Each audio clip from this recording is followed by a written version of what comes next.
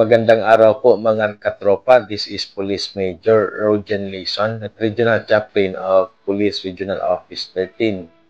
Naniniwala po ba kayo na miracles can happen at any moment in our lives?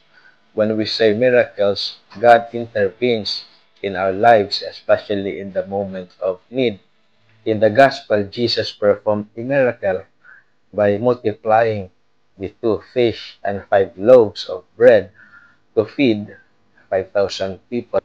If we notice, the miracle happened because there is that certain boy who offered to Jesus the little that he has, the 2 fish and the 5 loaves. And second, the miracle happened because Jesus was there.